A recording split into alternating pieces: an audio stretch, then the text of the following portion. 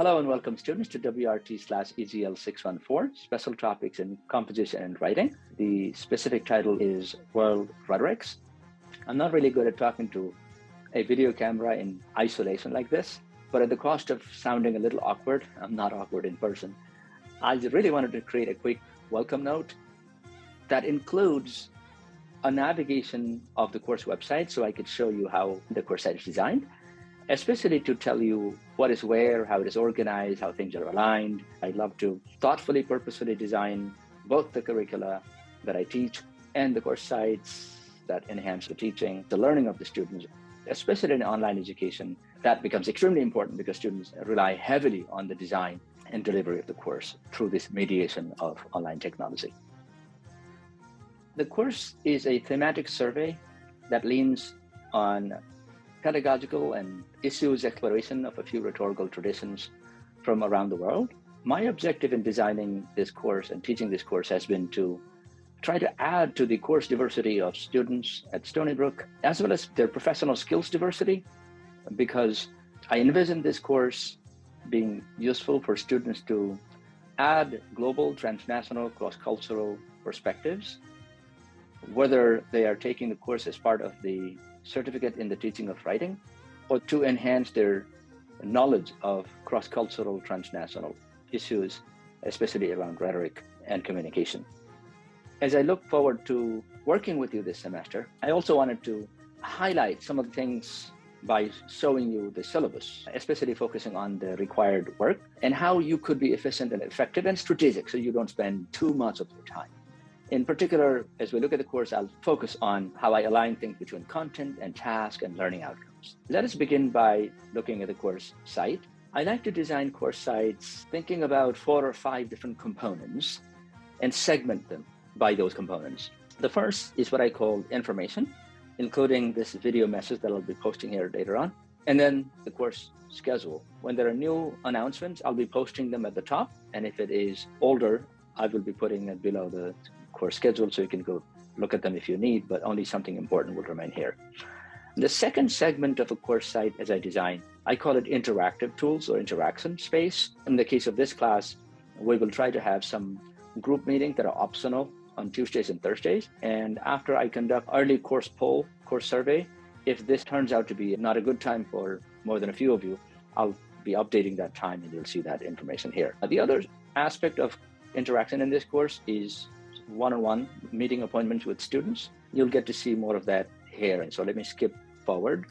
And the third component of a course site for me is what I call work or tasks. That task may involve interacting in text or other modes, more extensive writing like a blog post, bridging between the reading responses and your midterm. And then you can basically expand your midterm into the final paper. And the fourth segment is what I called resources. This one includes the syllabus, the sitemap, and then faculty information, some other resources. I'll be adding a lot more resources into this area. And finally, the reward for your work, the grades. So again, information, interaction, work, resources, and credit reward. Let us go to the second segment of this video. Let us look at the course syllabus a little more closely. Again, we begin with information. I hope you will find the time and read the course description and objective. That helps to put the students and teachers on the same page. So please do.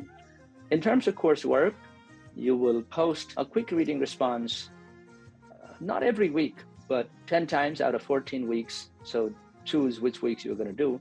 Of course, the first week we don't have anything, so it can be that week, and the final week. So you have 12 weeks and post 10.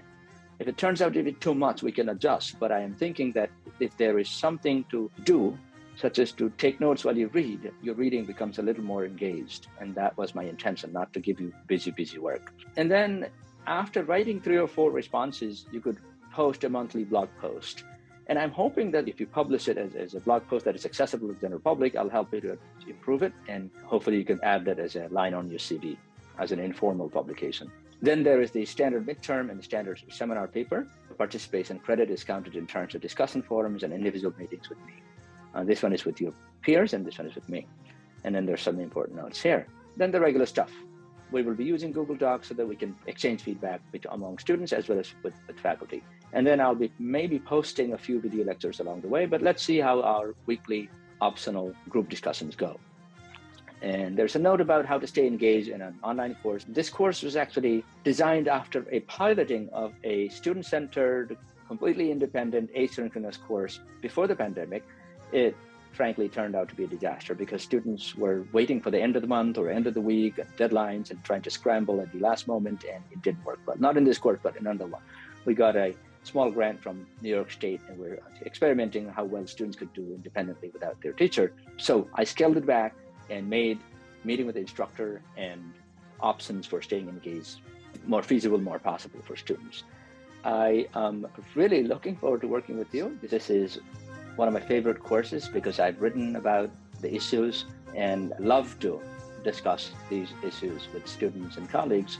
Welcome on board, and I will see you soon.